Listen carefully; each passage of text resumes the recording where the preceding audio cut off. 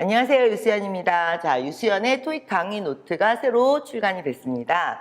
여러분들이 혼자서 독학을 하실 수 있는 용도의 책이에요. 그래서 사실 강의가 굳이 필요는 없는데, 이제 혼자 공부하시기 어려우신 분들, 독학하시는 분들, 혹은 처음 토익을 접하시기 때문에, 아예 나는, 무슨 얘기인지 못 알아듣겠어요. 막 이렇게 좀 혼란스러우신 분들, 그런 분들을 위해서 제가 중심을 좀 잡아드릴 수 있는 무료 강의를 준비했는데, 전체 책이 11개의 챕터로 되어 있죠. 그래서 강의도 11개의 무료 강의로 이렇게 진행이 될 겁니다. 사실 이 책 자체가 독학용이에요. 그래서 굳이 강의하고 병행을 안 하셔도 상관은 없는데, 아무래도 이제 처음 토익을 접하시는 분들이나 이런 분들은 이게 무슨 얘기야? 막 이렇게 굉장히 혼란스러우실 수 있어요. 토익이란 게 굉장히 체계적인 시험이기 때문에 생각의 순서라든지 출제 의도라든지 이런 걸 누가 옆에서 같이 잡아주면 조금 더 빠른 시간 내에 효율적으로 접근하실 수가 있고, 그 다음에 책 자체가 그렇게 하나하나가 생각의 순서 혹은 이제 여기서 뭘 떠올려야 돼, 뭘 조심해야 돼, 이런 걸 잡아주는 책이기 때문에 강의는 무료 강의를 이렇게 들으시면서 도움을 받으시고요. 사실 독학을 하셔도 충분히 소화를 하실 수 있을 겁니다. 이 책은 이제 단기간에 대략 한 750에서 850 사이를 단기간에 여러분들이 받으셔야 되는 분들을 위해서 전체 챕터가 11개인데 한 챕터당 이틀 정도씩만 쓰시면 충분하실 것 같아요. 그래서 대략 공부 기간을 3주 정도 잡아서 마스터할 수 있도록 준비가 되어 있습니다. 자, 일단 첫 번째 강의 먼저 시작하기 전에 첫 번째 강의가 명사편이에요. 그런데 한번 이제 명사를 일단은 먼저 풀어보셔야 돼요. 그래서 내가 이걸 모르는구나, 여기를 틀리는구나, 혹은 여기부터 못 알아듣겠다, 무슨 얘기인지 이런 게 충분히 궁금한 상태에서 강의를 들으셔야 강의가 도움이 됩니다. 그렇지 않고 그냥 일반적으로 막 강의를 들으시면 별나라 얘기하는 것 같아요. 너무 지루하고. 그러니까 반드시 먼저 풀고 그 다음에 나는 어디가 궁금해요가 있는 상태에서 강의의 도움을 꼭 받으셔야 합니다. 강의하면서 책을 이용하는 방법에 대해서도 우리가 같이 얘기를 한번 해보도록 하죠. 자, 이제 그러면 본격적으로 명사편을 시작해 보도록 하겠습니다. 근데 명사를 딱 들어가기 전에 이게 첫 강의다 보니까 사설이 좀 길 수밖에 없어요. 그래서 대략적으로 시험에 대한 이해력을 좀 가져보도록 할게요. 일단은 LC가 100문제가 나오죠? 자, LC는 따로 저희가 무료 강의를 준비를 할 겁니다. 그러니까 무료 강의 찾아서 들으시면 되겠고요. RC가 또 100문제겠죠? 자, 이제 이 중에서 팝5, 6, 7 이렇게 되면 5가 차지하는 비중이 30문제, 6가 16문제, 독해가 54문제입니다. 우리가 이제 11개의 강의로서 진행돼야 되는 문제 수는 46문제입니다. LC도 중요하고 독해도 매우 중요합니다. 그래서 따로 무료 강의가 준비가 될 테니까 요 얘기는 또 그때 가서 하도록 하고요. 생각보다 출제 비중이 많지 않은데 팝5를 굳이 해야 돼요? 네, 꼭 해야 돼요. 왜 그러냐면 이 팝5에 나오는 어휘가 LC 독해에 다 같이 나오게 되고요. 팝5에서 잡아주는 기본이 독해의 또 기본이 되기도 합니다. 그래서 5, 6를 어떤 분들은 이게 꼭 해야 되느냐 이렇게 반문을 하시는 분들이 있는데, 기본이 되는 파트이기 때문에 문제수가 줄었다 하더라도 예전에 비해서 일단은 여기서부터 시작은 하셔야 합니다. 일단 매달 시험을 보면 나왔던 문제가 또 나오는 것 같고 나왔던 문제가 또 나오는 것 같고 그래요. 왜 그러냐면 시험에 대략 60% 정도 되는 부분이 문법, 품사, 구조가 나오는데, 자, 일단 차분히 얘기해보죠. 품사라는 건 관사를 넣느냐 안 넣느냐에 따라 다르겠지만 8개 기본 품사를 놓고 혹은 9개 기본 품사 얘기하시는 분들도 있고, 근데 그 기본 품사를 가지고 이제 중심을 잡으셔야 돼요. 그럼 8개의 품사를 가지고, 자, 근데 명사 그러면 집합명사, 물질명사, 가산명사 막 이렇게 들어가는 게 아니고요. 그런 건 예전에 여러분들이 문법을 폭넓게 중고등학교 때 수능 때문에 깊이 있게 이렇게 많이 보셨을 때 얘기고, 자, 토익입니다. 그러면 시험에 나오는 명사는 딱 5가지 유형밖에 없습니다. 동사는 7가지 유형밖에 없습니다. 그러니까 아예 이거를 시험에 나오는 패턴을 대략 80여 개의 패턴, 이거 외엔 안 나와요 라고 제가 정리를 쫙 해드립니다. 딱 눌러버린다고요. 그러면 걔네들만 반복적으로 조금씩 형태만 바꾸면서 반복 출제가 된 거예요. 여러분들 시험 영어의 태생적 한계란 게 있습니다. 시험 영어란 건 맨 처음에 그 시험이 제작됐을 때 출제 의도, 방향 이런 것들에 충실해야 되고, 그게 범위가 벗어나거나 바뀌면 제목 자체가, 시험의 이름 자체가 바뀌어야 돼요. 그래서 토익이라는 시험은 지난 30년 동안 어떤 틀을 딱 짜놓고 거기서 반복적인 움직임을 보입니다. 이게 150개 국가에서 보는 시험이에요. 그러다 보니까 굉장히 체계적이고 객관적으로 답을 내는 이런 것들에 중심을 둡니다. 그래서 새로운 패턴이란 건 없어요. 근데 여러분들 공부의 문제가 뭐냐면 정신사납다는 거예요. 여러분들은 무조건 책을 막 펴놓고, 자, 이렇게 두꺼운 문법책을 펴놓고 그 많은 명사를 읽고 있어요. 그 중에 뭐가 나오는데요, 시험에? 일단 그거를 아는 것만으로도 시험의 절반은 해결이 되는 거거든요. 그래서 제가 이제 중점적으로 해드릴 게 뭐가 나와요를 먼저 보는 겁니다. 명사는 뭐만 나와요. 어디부터 나오지 않아요. 이렇게 딱 잘라주는 거죠. 이게 시험 영어와 일반 영어의 가장 근본적인 차이라고 생각하시면 됩니다. 그래서 대략 80여 개의 패턴을 배우시게 될 겁니다. 어휘는 1200개를 배우시게 될 텐데, 자, 여러분들 어휘 교재 따로 있죠? 그래서 북한 1200이 있습니다. 근데 왜 1200이라고 그래요? 자, 1997년부터 2017년까지 ABCD에 등장했던 모든 단어들을 엑셀에 넣고 돌려서 중복을 제거하고 빈도수를 체크하면 대략 1200개 정도의 단어가, 자, 지난 20년 동안 계속 반복 출제되고 있었다. 새로운 단어는 거의 안 나오고 있다. 자, 반복 출제율이 어느 정도냐? 98%가 반복 출제가 되고 있습니다. 새로운 단어가 나올 확률은 2% 미만이라는 거죠. 그래서 여러분들이 이 1200개를 정리를 저랑 같이 하셔서 시험장에 들어가실 거예요. 막연하게 시험장에 가서 일단 문제를 보자, 이게 아니라 뭐가 나올 거란 걸 예측하고 들어가시게 되는 거죠. 자, 중1 기본 단어가 500개, 중3이 3000개에서 5000개, 고3 15,000개, 공무원 22,000, MD, 뭐 이제 로스쿨 33,000까지 갑니다. 근데 1200개면 굉장히 적은 숫자죠.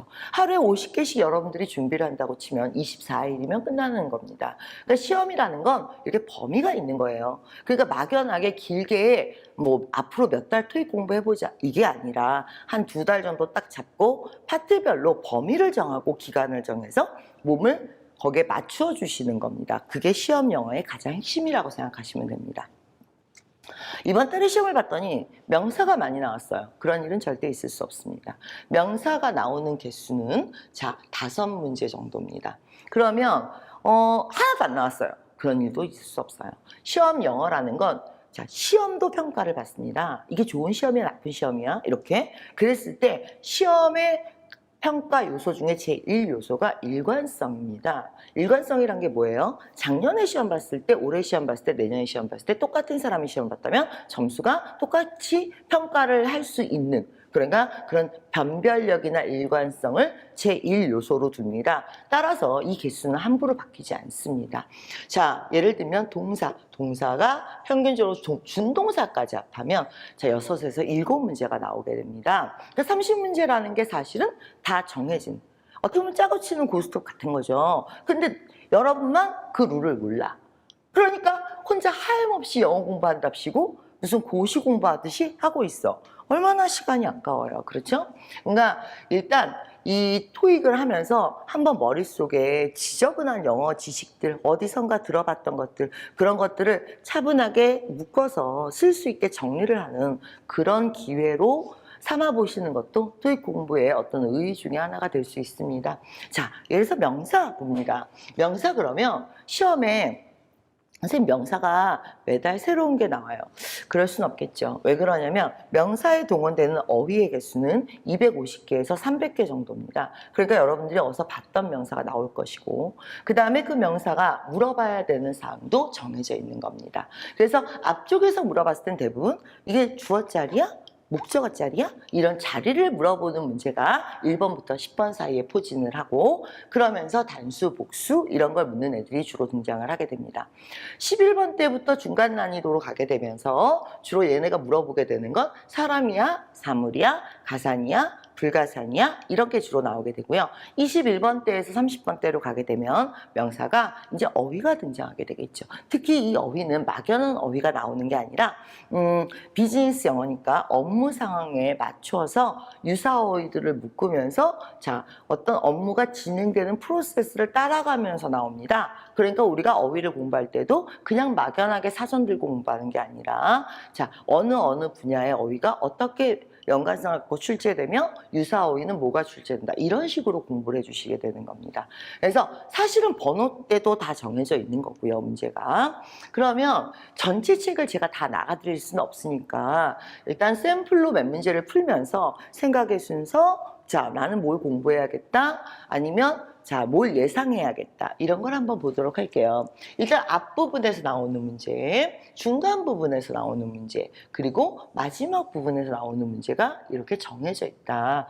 그러면 문제를 보면 자, 이 명사 자리를 묻는다 이 얘기잖아요. 근데 그런 걸 떠나서 일단 여기를 한번 보죠. 이렇게 문제가 주어져요. 그러면 괜히 주눅 들거나 영어야 그러면서 쫄붙지 말고 자, 그런데 보면 이제 이 문제를 풀어보세요. 그러면 여러분들이 어떻게 하냐면 무슨 회사가요 has 최근에 개발했어요. 이러고 시작합니다. 이러고 시작하니까 토익 점수가 안 나오는 겁니다. 토익 문제는 한 문제당 자, 팝5에서 쓰셔야 되는 시간이 15초입니다. 15초. 팝5에서 여러분들이 쓰실 수 있는 시간은 8분에서 10분. 팝6에서 여러분들이 쓰셔야 되는 시간은 6분에서 8분. 팝7이 54문제입니다. 그럼 54분. 그러고 나면 답안지 작성 시간이 있어야 됩니다. 답안지 작성 시간이. 제가 한번 시험장에 가서 뭘 해봤냐면 200문제를 A로 다 동그라미를 한번 쳐봤어요.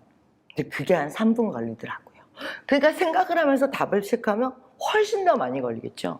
자, 가끔 이런 분들이 있어요. 답안지 정답 체크는 언제 하는 게 가장 좋습니까? 이런 거 물어보시는 분들인데 마지막에 하면 안 돼요? 네, 안 돼요. 왜 그러냐면 제가 아까도 말씀드렸지만 이게 동그라미 치는 것만도 시간이 상당히 걸려요. 그래서 파트가 끝날 때마다 정답 표시는 해주시면서 진행을 하셔야지 뒤에 가서 당황을 하지 않습니다. 시간 계산 좀 해보겠습니다. 자, 12분에 20분에 자, 대략 이게 시간이 얼마가 나오겠습니까? 자, RC 시간이 몇 분이죠? 그렇죠. 75분이죠. 그 75분에 딱 맞춰서 이렇게 이제 문제가 출제되는 거예요.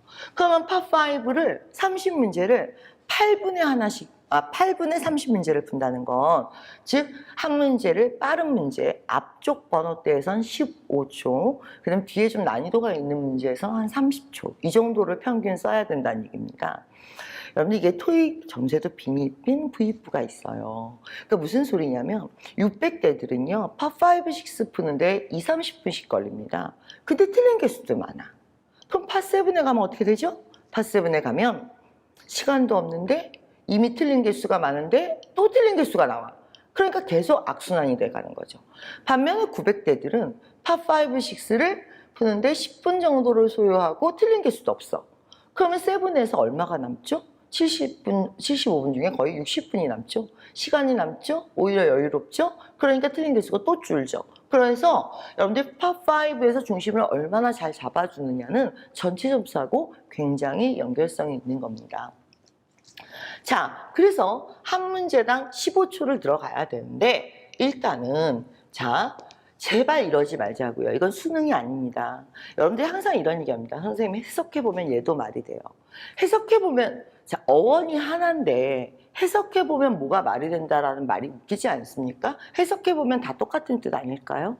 그리고 토익은 한국말로 무슨 뜻인지를 궁금해하지 않습니다. 150개 국가에서 본다고 그랬죠? 150개 국가의 언어로 무슨 뜻인지를 궁금해하지는 않는다는 겁니다. 그러니까 자, 일단은 영어식으로 자, 영어의 기본이 한국어입니까? 아니죠. 영어의 기본은 품사죠. 항상 품사로 대답하십니다. 품사로 대답할 때는 자, 이걸 우리가 구조 분석이라고 합니다. 여러분들 이제 교재를 보시면 한 페이지에 한 문제밖에 없어요. 그 대신에 풀이 과정이 있습니다. 이 교재는 독학용이기 때문에. 그러면 시작을 항상 똑같이 합니다. 그러니까 여러분들이 이 책을 공부하면서 단순히 토익의 지식적인 부분보다는 몸을 만든다는 게 중요합니다. 15초 단위로 정답을 찾아야 되기 때문에. 그래서 습관을 잘 들이셔야 돼요. 체질화를 시키셔야 되는 겁니다. 그러니까 항상 자, 주어 동사를 먼저 찾으면서 구조 분석이란 건 너무 자잘한 거 말고 주성분, 특히 동사, 분동사, 자, 주성분을 위주로 정리를 해주시는 거고요. 쓸데없는 부사나 전명부나 이런 수식어구들은 다 가로로 묶고 치워버리셔야 됩니다. 그래야지 뼈대가 확 눈에 들어오면서 출제 의도라는 게 보이는 겁니다. 여기까지 가는 거죠. 자, 그런데 대시 있네요. 대시 있다는 것은 자, 뭐가 되는 겁니까? 접속사나 관계대명사가 있다는 것은 자, 동사의 개수가 하나 늘어난다는 걸 의미하게 됩니다. 되셨죠? 여기까지? 그래서 동사가 있어요. 그러면 대절 뒤에만 한번 보도록 하죠. 대절 뒤에 자, 동사가 있고요. 그 다음에 much more efficient가 뭐예요? 그러면 효율적인이라고 얘기하시면 안 됩니다. 그러지 마시고 저한테 형용사예요 이렇게 얘기하셔야 되겠죠. 되셨습니까? 여기까지? 앞으로는 8개의 품사로 대답하시는 겁니다. 자, 절대 저한테 뜻으로 대답하시면 안 됩니다. 그럼 동사 뒤에 동사를 또 써도 될까요? 여러분들 접속사나 관계대명사 하나당 동사가 하나씩 늘어나는 거죠? 지금 문장에서는 동사가 2개입니다. 더 이상 동사가 나올 수가 없겠죠. 되셨습니까? 자, it operated. 너도 마찬가지예요. 동사가 나오면 안 된다고요. 그럼 동사 뒤에는 뭐가 있어야 되겠죠? 그렇죠. 목적어가 있어야 되겠죠. 그럼 목적어라는 건 자, 명사, 투부정사가 있어. 근데 여러분들은 자꾸 이런 얘기를 합니다. 선생님, 투부정사의 명사적 용법이란 것도 있잖아요. 일단 기본부터 갑시다. 사람이 우선순위란 게 있어야 되는데 너무 우선순위가 없어. 자, 다시 주어와 목적어 자리는 일단 명사가 우선하는 겁니다. 근데 나는 명사 말고 투부정사나 동명사를 쓰고 싶어요. 그래요? 그럼 이유를 대세요. 명사가 답이 아닌 이유. 이게 영어는 자기 품사가 먼저이기 때문에 명사가 먼저 위치합니다. 근데 내가 그거 대신에 뭘 딴 걸 쓰고 싶어. 그러면 그 대신에 라는 조건을 충족해야 합니다. 예를 들면 나는 명사를 쓰기 싫어. 동명사를 쓰고 싶어. 자, 트레이닝. 트레이닝이 뭐죠? 트레이닝 받으러 가야지. 트레이닝이 뭐죠? 자, 트레이닝이라는 거는 동명사인데 자, 걔는 왜 쓰는 거냐면 기존의 명사가 없기 때문에 쓰는 겁니다. 왜요? 트레인은 기차잖아요. 그죠? 이렇게 자, 동명사는 언제 써요? 기존의 명사가 없기 때문에 쓰는 거예요. 그러면 또 언제 쓸 수 있을까요? 뒤에 목적어가 있다든지. 이건 이제 동명사와 투부정사 편에서 들어갈 겁니다. 그렇지만 일단 기본만 잡고 가보도록 하겠습니다. 일단 특별한 그 조건을 맞추지 못하면 항상 목적어 자리는 명사가 우선되게 됩니다. 투부정사, 동명사를 쓰고 싶으시다면 그거에 맞는 조건, 왜에 대해서 대답하실 수 없다면 투부정사나 동명사를 명사 대신 쓰지는 않으시는 겁니다. 따라서 답은 명사 B가 되겠습니다. 선생님 해석해보면 무슨 뜻이에요? 그 질문 좀 하지 마세요. 나는 이게 해석해서 무슨 뜻인지 안 궁금해요. 자, 영어를 한국어로 바꿔놓고 자꾸 이것도 말돼요 저것도 말돼요 그러면 150개 국가 언어로도 다 질문해 보세요. 자, 얘네는 그래서 무게중심을 절대 남의 나라 언어로 해석했을 때 무슨 뜻이냐에 두지 않습니다. 자기 나라 언어잖아요. 자기 나라 언어의 중심이 되는 가장 기본, 자 다시 영어의 기본, 영어의 기본은 국어가 아니라 품사입니다. 그렇기 때문에 품사를 기준으로 계속 사고하는 그런 체질을 만드는 게 이 책의 어떻게 보면 궁극적인 목적이 될 수 있겠죠. 지금도 보시면 명사와 동명사가 있을 땐 동명사가 답이 되는 경우는 몇 가지 안 되는 거예요. 자, 명사가 일단 우선 답을 선택한다라고 되어 있습니다. 우리가 문제 하나만 더 풀어보도록 할게요. 자, 문제 넘어가 보도록 하죠. 문제를 넘어가 보면 이렇게 문장이 쫙. 자, 아까도 얘기했지만 쫄거나 그러면 안 돼. 이 영어의 무게에 눌려가지고 어디부터 봐야 될지 막 이런다거나 혹은 닥터 제레미가 이러고 있으면 날 새는 거예요. 자, 그러니까 아까도 말씀드렸지만 일단 뼈대를 발라냅시다. 전명구라는 말이 아직 낯서시죠? 근데 이 전명구라는 건 사실 이 문제를 풀 때 전혀 도움이 되지 않아요. 그래서 뼈대를 드러낸다는 건 주어와 본동사 얘네를 드러내는 걸 말하는 거예요. 자, 이렇게 드러냈다 이거예요. 그러고 나니까 뭐가 나왔어? 관사가 나왔네요. 관사, 소유격, 뭐 아니면은 형용사 뒤, 뭐 이런 애들 뒤에는 뭐가 나와요? 그러면 자, 명사라고 대답을 하셔야 되죠. 그런데 여기 잠깐 멈춰서 선생님 나는 이런 품사가 너무 어려워요. 이렇게 품사로 대답하는 게 너무 어려워요. 일단 여러분들이 토익 공부를 하는데 가장 핵심은 전환을 시키시는 거예요. 생각의 전환을. 왜냐하면 우리는 어떻게 보면 수능에 쩔어 있어요, 지금. 그래서 무조건 읽고 내용을 이해하고 싶은 거야. 그런데 토익은 그런 내용을 이해하는 게 문제가 아니라 이 문장들의 조합 능력을 묻는 거거든요. 그러니까 얼마나 적절한 형태로 문장이 해쳐 모여 이런 과정을 묻는 거기 때문에 관점을 바꿔주시는 게 굉장히 중요해요. 그래서 항상 품사로 사고하려고 노력하셔야 되는데 초반에는 잘 안 되실 거예요. 근데 이 책의 장점이 이제 독학 용책이잖아요. 그래서 한 페이지에 이렇게 보면 문제가 딸랑 하나만 있어. 그리고 나면 그 다음에 생각의 순서, 단위, 그리고 뭐를 여기서 의식을 해야 돼. 뭐가 궁금해야 돼. 이런 게 아주 잘 나와 있어요. 그러니까 책이랑 같이 흐름을 타주셔야 돼요. 그래야지 이 책이 끝날 때쯤이면 이런 용어들이 좀 익숙해지실 거예요. 일단 자, 팔품사. 영어의 기본은 국어가 아니라는 거. 항상 품사로 대답한다는 거. 8개의 품사로 대답하는 게 힘들어. 그럼 공부하지 마셔야죠. 8개의 품사로 대답하는 게 힘든데 어떻게 공부를 합니까? 자, 그래서 자, 이런 거에 좀 익숙해지시고요. 그러면 자, 이 뒤에는 뭐가 나와요? 그랬어요? 명사가 나와요. 근데 선생님 여기에 명사, 그런데 여기에 아예 이제 동명사가 있어요. 자, 그래서 책에 보시면 이렇게 설명이 돼 있죠.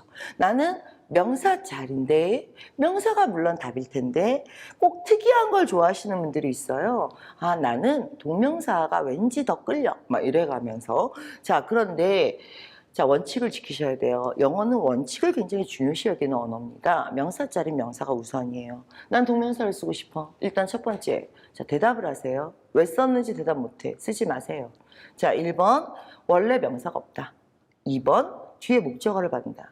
3번 복합명사다. 이렇게 쭉 나오고 있습니다. 이런 것들을 이제 한 번에 외우려고 하시면요. 오히려 이게 몸이 경직돼요. 그러니까 자주자주 문제를 풀 때마다 상기시키는 그런 식으로 이제 체화시키는 이런 과정이 중요한 거니까 꼼꼼하게 자주 읽어보도록 하세요. 외우겠다 이러지 말고 책의 내용을. 자, 그랬을 때 자, 여기서 퀴즈 하나 내볼까요? 답은? 만약에 어부가 없다면 동명사가 답이겠죠. 왜? 뒤에 목적어가 있잖아요. 그죠? 그러면 이건 명사, 동명사 이렇게 장난질을 치는 거죠. 토익이 어떤 식으로 장난질을 친다는 패턴을 알아야 같이 돌 수 있어요. 여러분들이. 아니면 딴 방향으로 돈단 말이에요. 여러분들 혼자서. 그래서 이런 식으로 같이 움직여 보셔야 돼요. 이게 없으면 동명사가 답이겠죠? 뒤에 목적어가 없으니까. 그러려면 앞에 관사도 빼야겠죠. 동명사가 들어가려면. 자, 이런 식으로 계속 생각에 여기서부터 여기까지 움직일 거야. 토익 문제가. 일로 가면 이쪽 끝에서는 여기서 부딪히고 여기까지. 여기서 왔다 갔다 이런단 말이에요. 그 벽을 의식을 하셔야죠. 자, 그리고 나면 B하고 C는 품사가 뭘까요? 라고 얘기하면 형용사라고 당연히 대답을 하셔야겠죠. T부로 끝나는 단어, A부로 끝나는 단어 이런 게 자, 형용사의 전미어라는 건데 그렇다고 해서 이걸 또 뭐 T부는 뭐 어떤 성향을 갖고 있는 형용사고 그렇게까지는 안 물어봐요. 그러니까 이제 이런 시선을 처리하거나 이런 것들에 중점을 두셔야지 자꾸 의미로 파고 들어가지 마세요.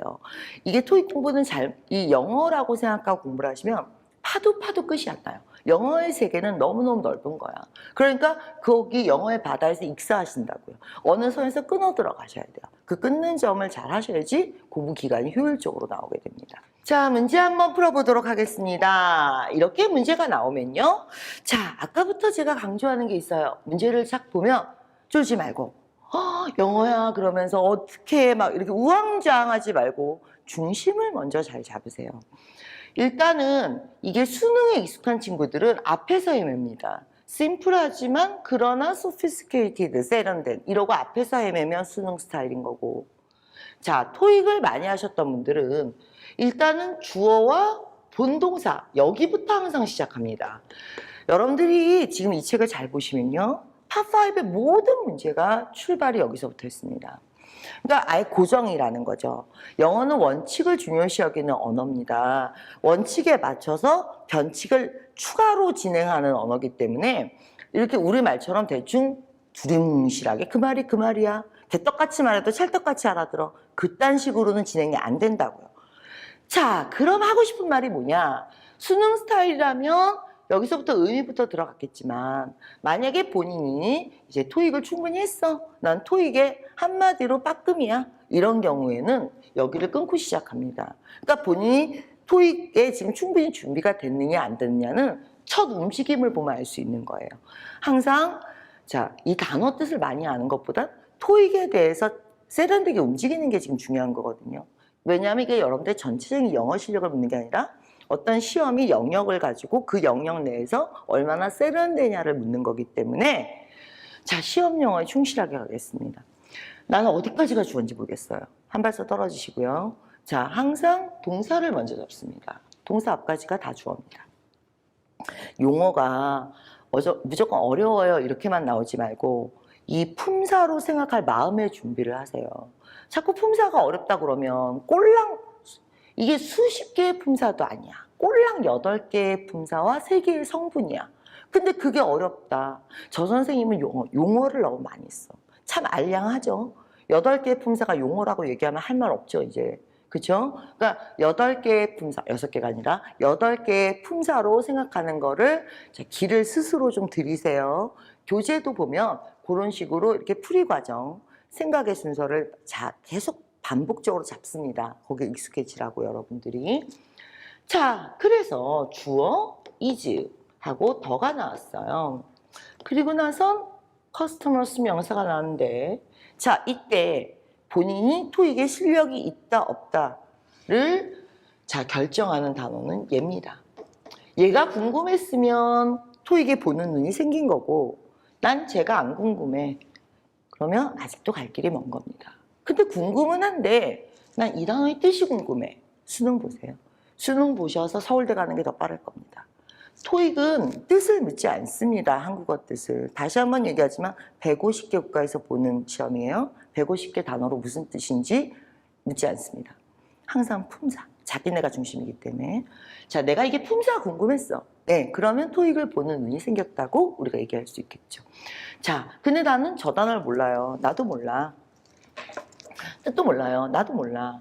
그러니까 무조건 처음부터 다 알고 풀겠다 이런 식으로 나오지 말고 몸을 만드시라고요. 그거를 대응할 수 있는, 반응할 수 있는. 자, 얘의 품사는 누가 결정했느냐? 얘가 결정했죠. 여러분들 명사가 복합명사가 되는 경우는 s가 붙었다는 것은 다시 한번 생각해 볼게요. 명사에 s가 붙었다는 건 무슨 의미일까요? 그건 무슨 의미냐면 내 뒤에 명사 안 와. 나는 홀로 있는 명사야. 난 복합명사가 아니야. 자, 말을 하고 있어요, 명사가. 그런데 말귀를 못 알아듣고 있어요, 여러분들이. 예를 들면 summer vacation이라고 얘기했다고 칩시다. 복수의 s를 어디다 붙이죠? summer에 붙이진 않죠. vacation에 붙여. 마지막 명사가 복수의 s를 가져갑니다. 뒤집어서 명사가 s를 갖고 있다는 건 너한테 말을 하고 있는 거야. 내가 마지막 명사야. 내 뒤는 명사 안 와. 라고 말을 하고 있는 겁니다. 자, 그래서 이런 것들이 이제 떠올랐다라고 하면 어느 정도 여러분들이 토익을 보는 눈이 생겼다라고 얘기할 수 있게 되는 거죠, 이제. 그럼 저 단어가 투부정사를 전치사 투를 동반하면서 이제 나왔고요. 그러면 이제 얘가 품사가 동사고요. 그러면 이상한 일이 벌어졌죠. 앞에 문제에서 우리가 무슨 얘기를 했었습니까? 접속사와 관계대명사의 개수 더하기 1이 동사의 개수다. 근데 이미 동사의 개수가 지금 2개나 나와버렸거든요. 한 번, 2번. 자, 그러면 일단 이것부터 수습을 하셔야죠. 자, 이게 왜 이렇게 나왔을까요? 라고 얘기하면 여기에 뭔가 생략이 있었다는 얘기입니다. 뭐가 생략됐을까? 관계대명사가 생략됐을 수도 있고, 그 다음에 관계부사가 생략됐을 수도 있고, 혹은 명사절을 이끄는 대시 생략될 수도 있고, 동격절이 생략될 수도 있고, 여기에 생략되는 접속사가 있었다는 얘기야. 자, 그러면 이렇게 따로 한 문장이고 이렇게 따로 한 문장이란 말입니다. 이 문장은 일단 끝을 내주셔야죠. 이 문장이 끝이 나려면 관사 뒤에 명사가 나와야 문장이 끝이 날 거 아닙니까? 난 동명사를 쓰고 싶어요. 자, 원래 명사 있잖아요. 원래 명사가 있으면 동명사를 쓸 이유가 없죠? 뒤에 목적어가 있는 것도 아닌데 지금 현재. 자, 이 reasonable도 힌트입니다. 여기서 여러분들 실력을 가늠할 수 있죠. 여러분들이 만약에 중급자예요. 그러니까 토익을 한 7, 800 정도 받아. 이런 분들은 뭐라고 대답을 하냐면 여기서 자, reasonable customers는 의미상 연결이 되지 않아요. 소비자들이 reasonable하다. reasonable이라는 단어는 보통 합리적인 가격, 합리적인 뭐 제한 이럴 때 주로 쓰이게 되니까 사람들하고는 쓰이지 않아요. 이게 이제 7, 800대들이 하는 대답입니다. 반면에 900대들은 뭐라고 대답을 하느냐? 900대들은 얘 때문에 얘가 안 된다고 대답합니다. 왜 그러냐면 동사가 있다는 건 자, 주어 동사 보어 이렇게 끝이 나줘야 되는 거지. 여기서 만약에 형용사가 나와버리면 형용사가 이 명사를 먹어버리거든요. 그쵸? 그러면 얘가 혼자 남아버려요. 그러니까 여기서 끊기 위해서는 여기 형용사가 나오면 안 된다고 얘기합니다. 말 어렵죠 지금? 자, 이렇게 7, 800대와 900대는 똑같은 답이 나왔다고 해도 그 생각의 과정이나 depth, 즉 quality가 다릅니다. 그래서 여러분들이 나 이거 맞았다고 넘어갈 생각하지 말고 자, 왜 그러냐면 조금만 단어만 바꿔주면 또 틀리는 거거든요, 여러분들이. 그러니까 맞은 문제라도 반드시 그 책의 생각의 과정 이거를 같이 따라가면서 어디가 나랑 달라. 그러니까 만점자의 뇌와 나의 뇌가 어디가 달라. 이걸 비교하면서 보완을 하시는 거예요. 그러니까 이 책은 한번 쓱 읽고 넘어가는 게 아니라 문제도 한번 쓱 풀고 아, 나 다 풀었어 이러고 넘어가는 게 아니라 사고를 철저하게 토익에 숨도 토익에 맞춰서 쉬세요. 이런 느낌으로 진행되는 거거든요. 자, 그러면 우리가 한 가지만 더 보도록 할게요. 시험에서 이제 뭘 물어본다를 제가 처음에 시작할 때 명사는 5개밖에 안 물어봐요. 그 중에 뭐뭐를 물어봐요 라고 틀을 다 잡아드렸어요. 그죠? 중간 난이도 문제죠? 자, 명사 중요시 여기는 거 사람이야, 사물이야 이런 걸 굉장히 중요시 여기는데 문제로 보죠, 문제로. 자, 이걸 보면서 인스펙션도 명사고 인스펙터도 명사인데 동명사도 있네? 이러고 있으면 자, 답이 안 나오게 되는 거죠. 그러면 토익은 재밌는 게 문장 중에 답을 결정하는 애를 꼭 넣어놔요. 그러니까 이게 대충 보니까 명사 얘가 들어가면 적당할 것 같아 이런 차원이 아니라 나 때문에 답이 모여야 해 라는 문장 중에 반드시 답 결정단어로 나와요. 토익은 소송을 굉장히 많이 당한 단체예요. ETS라는 단체 자체가. 그렇기 때문에 소송이 안 당하게 즉 해석을 해보면 얘도 가능은 하고 쟤도 가능은 해 이렇게 애매모호하게 떨어뜨리면 소송으로 가기 때문에 이 ETS 문제들의 공통점은 문장 안에 빼도 박도 못하게 얘 때문에 답이 뭐다를 숨겨놓는다는 거예요. 그걸 볼 줄 안다는 게 이제 실력인데 토익에서는. 그러면 지금 여러분들이 보시면 비짓 이게 지금 품사가 뭘까요? 라고 얘기하면 자, 이렇게 정리를 다 쳐버리면 어떻게 되는 겁니까? 어디에 방문한다? 동사의 목적어로 이렇게 끝나버리겠죠? 이해 다 되셨습니까? 자, 그러면 주어가 방문을 한다는 얘기예요. 주어는 사람일까 사물일까? 그렇죠. 사람이 방문을 하죠. 이런 식의 사고력을 요구하는 게 토익입니다. 그러니까 다시 한번 얘기하지만 이제 명사예요. 챕터 1이고 무료 강의는 11개가 진행이 될 거예요. 11개가 다 진행될 때쯤이면 여러분들도 눈높이가 아니면 나오는 리액션, 이 반응이 자, 얘는 뭘 물어본 거야가 딱딱 맞춤으로 나와주셔야 돼요. 그냥 막연히 영어를 잘하는 것과 토익을 잘하는 건 정말 다른 겁니다. 그래서 지금도 보시면 추상명사나 동명사가 방문을 할 수는 없다는 거죠. 반드시 사람 명사가 있어야 한다. 이 명사편만 한번 보셨어요. 명사는 제가 문제를 많이 못 풀어드렸습니다. 왜냐면 앞에서 아무래도 시험에 대한 전반적인 얘기를 좀 많이 해드렸기 때문에 절반 정도가 거기에 속보가 됐죠. 그래서 다음 챕터부터는 제가 좀 더 문제를 같이 많이 풀어드리면서 진행을 하도록 할게요. 그리고 다시 한번 강조하지만 이런 무료 강의를 이용하실 때는 반드시 문제를 해당 챕터를 풀고 나는 뭘 틀렸어? 뭐가 궁금해? 궁금한 게 없으시면 강의를 들으실 필요가 없습니다. 내가 궁금하지 않은 건 다 지루한 거예요. 궁금한 게 있는 상태에서 다음 강의를 진행하도록 하겠습니다. 반드시 다음 챕터 풀고 강의 들으시기 바랍니다. 오늘 여기까지 하죠. 수고하셨습니다.